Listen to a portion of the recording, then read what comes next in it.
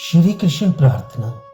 हे मुकुंद, हे विष्णु, हे जगदीश, हे शूरसेन वंशोत्पन्न, हे भक्त क्लेशारिन हरे, हे माधव, हे दीनानाथ, हे अनाथों के नाथ, अच्छे भगवान वासुदेव, मुझ अनाथ को संसार सागर से पार कर दीजिए। जो मयूर मुकुट से सुशोभित थी, जिसकी विशाल ललाट पर कस्तूरी केसर मिश्रित चंदन का तिलक विराजमान है, जिसकी इंद्रनील मणि के दर्पणों के दर्प को चूर्ण करने वाली दोनों मनोहर कपोलों में मकराकृति कुंडलों की परछाई पड़ रही है, विकसित सिद्ध कमल के से जिसके नयन युगल हैं, शंख के समान उतराब चढ़ाव वाली जिसकी ग्रीवा है, मंद मुस्कान युक्त जिसका मुखारविंद है, अपने भीम फल सदृश अधर पर जिसने वेणु स्थापित कर रखी है, जो स्वतः नूतन जलधर समान श्यामल वर्ण है,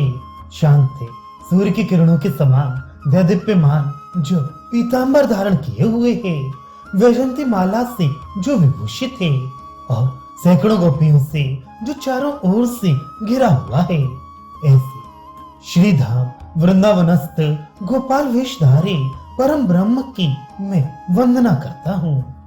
हे जगदंत अंतर्यामी, मैं सांसारिक क्लेशों से परम पीड़ित होकर त्राण की अभिलाषा से आपको बारंबार प्रणाम कर रहा हूँ। आप देखते हुए भी मुझ दीन के दुखों की ओर दृष्टिपात क्यों नहीं करते?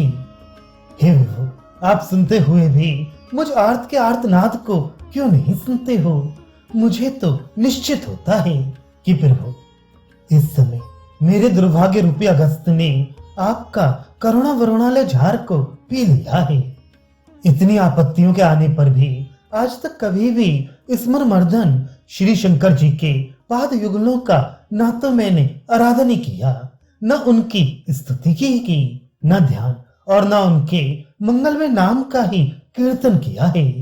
एवं आगे कहीं मुझे उनके पाद युगल का ध्यान करना भी नहीं है, किंतु हे अच्युत, तुम्हारे श्री चरणों की परचर्या के परिचय से ही मेरा मन तो व्यग्र हो रहा है, अर्थात निष्ठा पूर्वक आपके ही श्री चरणों की सेवा करना चाहता हूँ। यदि अहेतु की करुणा से तुम मेरा उद्धार नहीं करते हो, तो बताओ मैं किसके आश्रय को ग्रहण करूं? तात्पर्य है कि हे अच्युत, मेरा मन तो आपके श्री चरणों को त्यागना नहीं चाहता।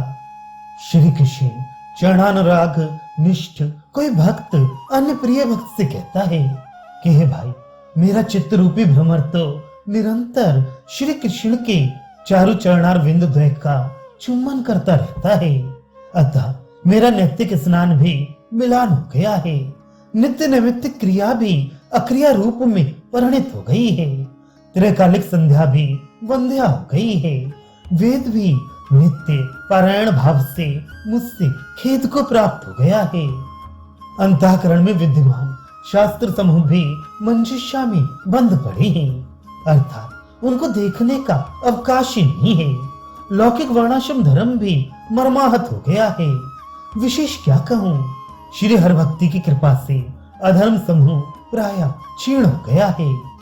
तात्पर्य निरंतर श्री भगवत चरण ध्यान निष्ठ जन की ये स्वाभाविक स्थिति बन जाती है। फिर बहिरंग ध्यान न होने से उससे पूर्वोक्त कोई भी क्रिया ठीक से नहीं बन पाती है। ये स्थिति भी श्री भगवत कृपा से किसी किसी भाग्यशाली जीव को ही प्राप्त होती है।